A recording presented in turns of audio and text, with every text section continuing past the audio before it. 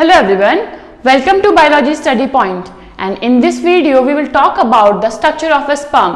तो देखिए जो स्पर्म क्या होते हैं, मेल गैमेट्स होते हैं, उसका फॉर्मेशन हम पढ़ चुके हैं लास्ट वीडियो में जिसे हम बोलते हैं स्पर्मेटोजेनेसिस।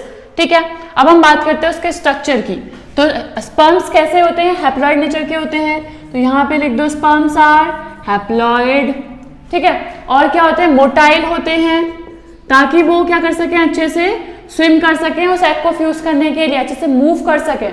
ठीक है, और अगर हम बात करते हैं स्पर्म के जो पार्ट डिवीजन की, तो स्पर्म क्या है, बेसिकली 4 पार्ट में डिवाइडेड है बच्चों। पहला है उसका हेड का रीजन, ठीक है। नंबर 2 है उसका नेक का part. Number 3 one is middle piece. Number 4 is tail. इनमें से सबसे लॉन्गेस्ट रीजन है बच्चों टेल वाला, सॉरी। ठीक है, the tail is the longest part of sperm.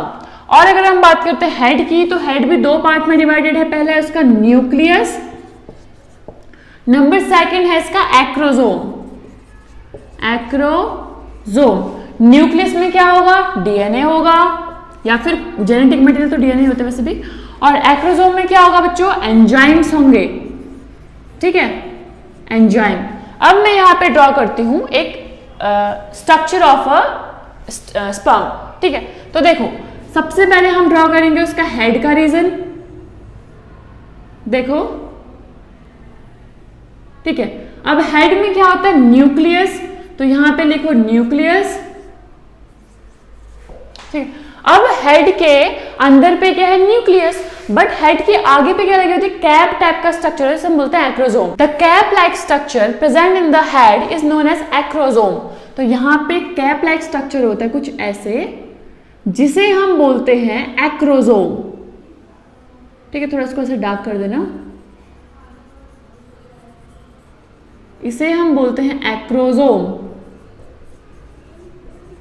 जो क्या करता है, इसके अंदर एंजाइम्स रहते हैं। ठीक है, अब एंजाइम्स क्यों रहते हैं इसके अंदर पे, जब कोई एग को फ्यूज करने के लिए स्पर्म्स आते हैं, ठीक है, स्पर्म्स आ रहे हैं एग को फ्यूज करने के लिए, तो एग के बाहर पे क्या है, बहुत सारी वॉल्स लगी रहती है, लेयर्स है बहुत सारी, तो उनको तोड़ने के लिए, उनको रैप्चर करने के लिए हमें एंजाइम चाहिए जो कि एक्रोजोम के अंदर पे है।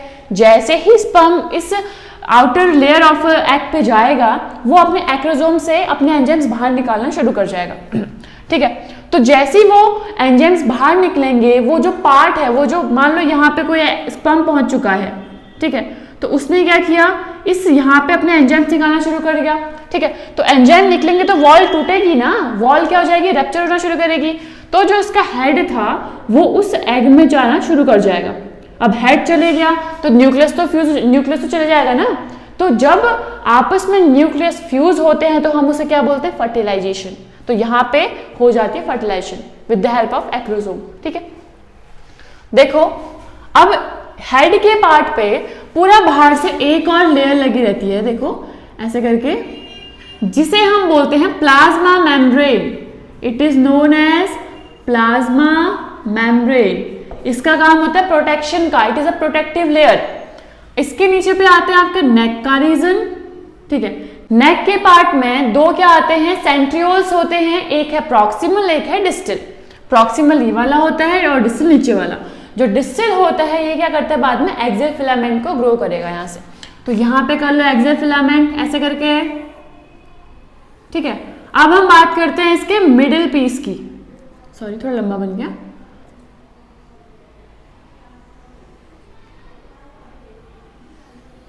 ठीक है, ये क्या है इसका मिडिल पीस। मिडिल पीस में क्या होता है, माइटोकॉन्ड्रिया। ठीक है, इसमें क्या है बच्चों, माइटोकॉन्ड्रिया। जो कि माइटोकॉन्ड्रिया क्या होता है, power house of a cell. इसमें होता है स्पाइरल माइटोकॉन्ड्रिया। ठीक है, स्पाइरल ऐसे कर देना कुछ भी। अब इसका काम क्या होता है, क्योंकि जो स्पर्म होता है ये स्विम करते हुए एग को फ्यूज करने के लिए जाता है, स्विम करते हुए, तो इसको इतना चलने के लिए एनर्जी चाहिए होती है। तो एनर्जी कौन देता है इसको, माइटोकॉन्ड्रिया। ठीक है, अब इसका सबसे लॉन्गेस्ट पार्ट को हम ड्रॉ करते हैं, जो कि है इसका टेल का region. The longest part of sperm is a tail. ठीक है, थोड़ा गंदा सा बन गया ना, फिर से दोबारा, ड्राइंग बहुत गंदी है मुझे पता है। आई बात समझ में? अब देखो, एक कोइटस के टाइम पर जो मेल बॉडी होती है वो जब सीमेन प्रोड्यूस करती है या फिर सीमेन बाहर निकालती है अपने पेनिस से, तो उसमें क्या है, मिलियंस ऑफ स्पर्म्स आते हैं। आई बात समझ में? ये तो सिर्फ एक स्पर्म है, इसका मतलब उसका स्ट्रक्चर क्या है, बहुत माइक्रोस्कोपिक है। ठीक है ना? तो ये क्या है, एक स्पर्म का स्ट्रक्चर, जिसमें मैंने यहां पे लिख देती हूँ टेल।